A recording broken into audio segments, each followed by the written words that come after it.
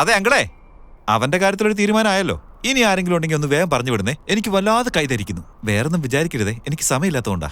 Sir ഒന്ന് വിഷമിക്കാതിരിക്കണം sir. റാണി കുഞ്ചിന്ന് quotation സംഘം എത്തിയിട്ടുണ്ട്. അവന്മാരോടൊന്ന് കളിച്ചോക്കാൻ പറയവനോട്. പിന്നല്ലാതെ നീ ഒരാളെ അടിച്ചാൽ ഞങ്ങൾക്ക് പേടിക്കുന്നു കരുതിയോ? 10 അല്ല 100 പേരെ ഇറക്കും ഞാൻ. അപ്പൊ സാറിന്റെ തീരുമാനം അങ്ങനെയാണെങ്കിൽ അവന്മാരെങ്കിൽ വിട്, നമുക്ക് തല്ലി തീർക്കാം. സുദർശനെ വിളിക്കാം.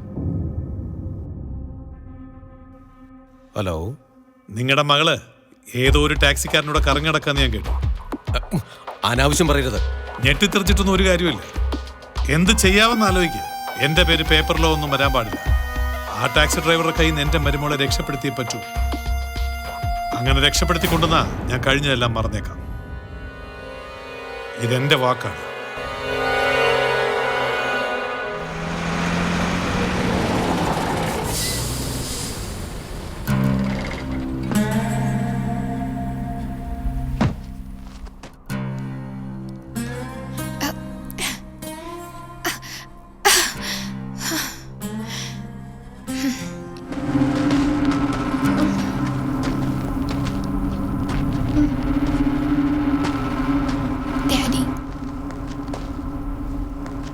എടാ, അവനെ തട്ടിക്കളഞ്ഞിട്ട് എന്റെ മോളെ വിളിച്ചോണ്ട് വാടാ. എങ്ങനെ?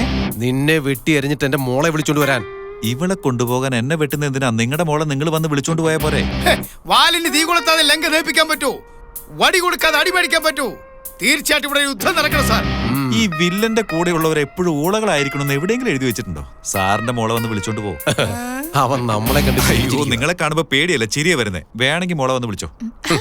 പാവം എന്റെ മോളെ പറ്റിച്ച് രാജസ്ഥാൻ മുഴുവൻ കറങ്ങണമെന്ന് അറിയില്ലെന്ന് കരുതിയല്ലേ? അത് ശരി. ആദ്യം തന്റെ മോളോട് ചോദിക്കേ, അവളെ ഞാൻ വിളിച്ചോണ്ട് പോകുന്നതാണോ അതോ അവള് തന്നെ വന്നാണെന്ന്. എടാ, അവൻ പറയുന്ന മുഴുവൻ കേട്ടോണ്ട് നീ അവിടെ എന്തോന്നുണ്ടാക്കോടാ? ചായ കുടിക്കാണ് സാർ. ചായ കുടിക്കാനോടെ നേരമാണോടാ ഇത്?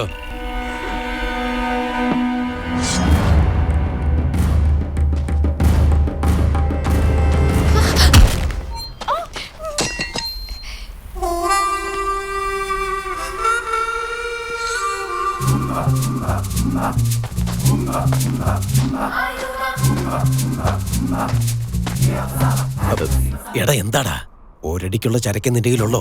അത് അടിയല്ല, ഇടിയാണ് സാർ. അതിന് മിനിങ്ങാന്ന് പല്ലുവേദനയായിട്ടൊരു ദന്തഡോക്ടറെ കാണാൻ പോയി സാർ. നീര് വെച്ചിരിക്കുന്നതുകൊണ്ട് പറിച്ചെടുക്കാൻ ഒരാഴ്ച ആവുമെന്ന് പറഞ്ഞു. പക്ഷെ അവന്റെ ഒറ്റ ഇടിക്ക്. എടാ, അതെ അങ്കിളെ, അവന്റെ കാര്യത്തിലൊരു തീരുമാനമായല്ലോ.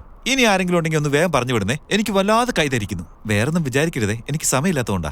സാർ ഒന്ന് വിഷമിക്കാതിരിക്കണം സാർ. റാണി കുഞ്ചിന്ന് കൊട്ടേഷൻ സംഘം എത്തിയിട്ടുണ്ട്. അവന്മാരോടൊന്ന് കളിച്ചോക്കാൻ പറയവനോട്. പിന്നല്ലാതെ നീ ഒരാളെ അടിച്ചാൽ ഞങ്ങൾക്ക് പേടിക്കുന്നു കരുതിയോ? 10 അല്ല 100 പേരെ ഇറക്കും ഞാൻ. അപ്പൊ സാറിന്റെ തീരുമാനം അങ്ങനെയാണെങ്കിൽ അവന്മാരെങ്കിൽ വിട്, നമുക്ക് തല്ലി തീർക്കാം. വാടേ വാടേ.